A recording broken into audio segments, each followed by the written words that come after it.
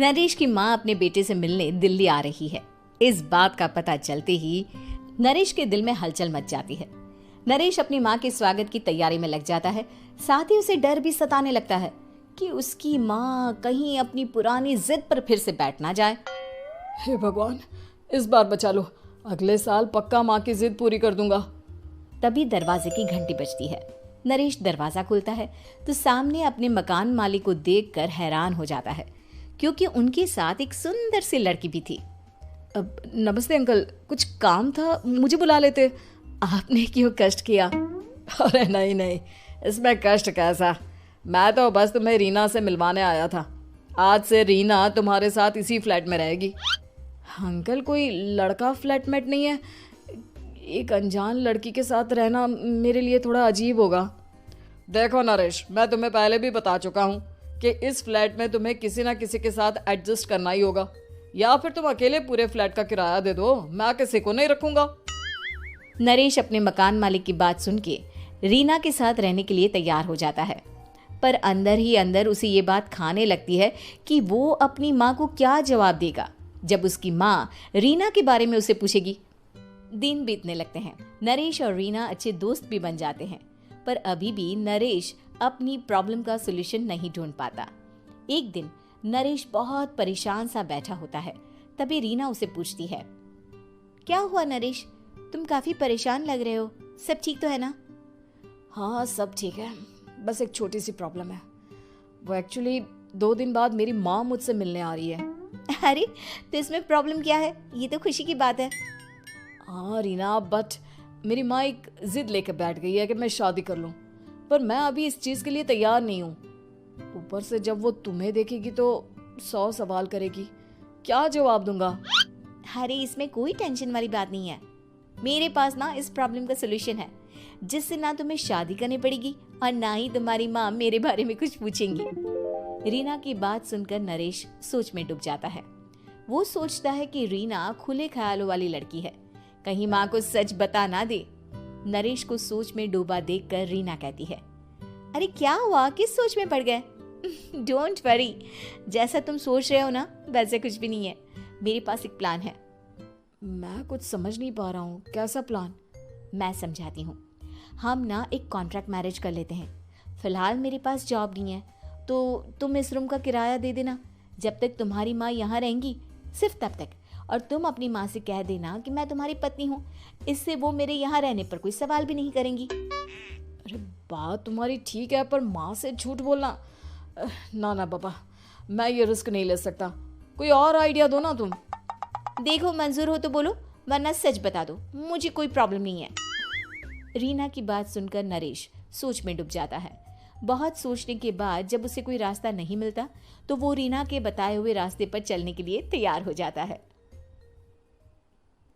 वो रीना से बात करता है और अपनी माँ की पसंद और नापसंद के बारे में बताता है। रीना भी नरेश की सभी बातों को ध्यान से सुनती है ताकि कहीं उससे कोई गलती ना हो जाए। आखिर वो दिन भी आ जाता है जब नरेश की माँ उससे मिलने दिल्ली आ जाती है। नरेश अपनी माँ को फ्लैट पर लेकर जाता है। जैसे ही नरेश की माँ फ्लैट के अंदर जाती है, रीना उसके पैर छू लेती है। ये देखकर नरेश की माँ थोड़ी घबरा जाती है और नरेश से पूछती है, अरे बेटा नरेश, ये कौन है? माँ, ये आपकी बहू रीना है। माफ़ी चाहता हूँ, सब कुछ इतनी जल्दी में हुआ कि आपको बता ही नहीं पाया, इसलिए सोचा कि क्यों ना आपको सरप्राइज दिया जाए। अरे बेटा, मैं तो बस तेरा घर बसा हुआ देखना चाहती थी। हाँ, बहुत अरमान थे अपनी इकलौती बेटी की शादी को लेकर, लेकिन कोई बात नहीं, शायद किस्मत को यही मंजूर होगा। ये कहते ही नरेश की माँ रीना को गले लगा लेती है। रीना बेटिया, मेरा बेटा ना थोड़ा नादान है, पर तुम काफी समझदार लगती हो और मैं जानती हूँ कि तुम इसका बहुत अच्छे से ध्यान रखोगी। माँ आप चिंता मत कीजिए, मैं सब संभाल लूंगी। नरेश की माँ अपने बहू और बेटे के साथ खुशी खुशी रहने लगती है। दिन बीतने लगते हैं। नरेश की माँ और रीना का रिश्ता बहुत मजबूत होता चला जाता है। वो दोनों सारा दिन एक साथ रहती और खूब बातें करती। इधर साथ रहते रहते नरेश और रीना भी एक दूसरे से प्यार करने लगते हैं। दोनों को इस बात का एहसास हो जाता है, फिर भी वो इस बात को छुपा कर ही रखते हैं। एक दिन नरेश की माँ और रीना शादी के बारे में बात करने लगते हैं। रीना बिटिया, ये तो नरेश ने मुझे बिना बताए शादी कर ली, वरना मैं तो अपनी इकलौती बेटी की शादी इतनी धूमधाम से करती कि सारी दुनिया देखती रह जाती। अच्छा माँ, आप ऐसा भी क्या करती नरेश और मेरी शादी में जो दुनिया देखती रह जाती? अरे बिटिया, एक माँ के अरमान तुम अभी नहीं समझोगी। मैं तो अपनी बहू को एक रानी की तरह लेकर आती और शादी भी बिल्कुल शाही अंदाज में करती, पर मेरे तो सारे अरमान ऐसे ही रह गए। खैर, मुझे तो अपने बेटे और बहू की खुशी चाहिए बस। ये कहते हुए नरेश की माँ की आंखों में आंसू आ जाते हैं। रीना भी ये सुनकर ख्यालों में खो जाती है, क्योंकि वो भी मन ही मन खुद को नरेश की पत्नी और उसकी माँ की बहू मानने लगी थी। शाम को जब नरेश ऑफिस से घर आता है तो रीना खुद को रोक नहीं पाती और नरेश के सामने उसकी माँ को अपने और नरेश के रिश्ते का सारा सच बता देती है।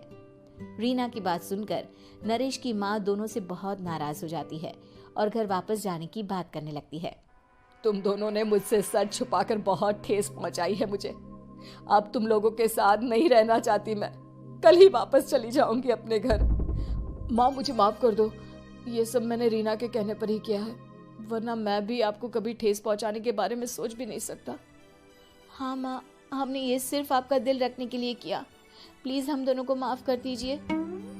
तुम दोनों ने मेरे अरमानों के साथ खिलवाड़ किया है, और वैसे भी मुझे अपने बेटे के लिए एक अच्छी लड़की ढूंढनी है, इसलिए मेरा यहाँ से जाना ही बेहतर होगा। माँ की ये बात सुनकर रीना खुद को रोक नहीं पाती। माँ, क्या मैं आपके घर की बहू बनने लायक नहीं हूँ? रीना की बात सुनकर नरेश हैरान रह जाता है। नरेश की माँ भी कुछ समझ नहीं पाती। मैं कुछ समझी नहीं, आखिर तुम कहना क्या चाहती हो? माँ, मैं वो नरेश से बहुत प्यार करती हूँ और साथ ही साथ मैं आपको भी अपनी माँ मान बैठी हूँ। आज जब आपकी बातें सुनी तो खुद को रोक नहीं पाई, इसलिए सारा सच आपको बता दिया। रीना की बात सुनकर नरेश की माँ की आंखों में आंसू आ जाते हैं और वो अपने बेटे नरेश और रीना को गले लगा लेती है। मेरे घर की बहू तो सिर्फ रीना बिटिया ही बनेगी। मैं आज ही तुम दोनों की शादी की तारीख निकलवा दूंगी, बस एक बार तुम्हारे घर वाले मान जाए। उसी दिन रीना के माता पिता भी उनके फ्लैट पर आ जाते हैं। दोनों परिवार आपस में बैठकर बातें करते हैं और शादी के लिए राजी हो जाते हैं। रीना भी कॉन्ट्रैक्ट फाड़ देती है और कहती है, सही मायने में मैं अब बहू बनूंगी, अब तक तो सिर्फ कॉन्ट्रैक्ट वाली बहू थी।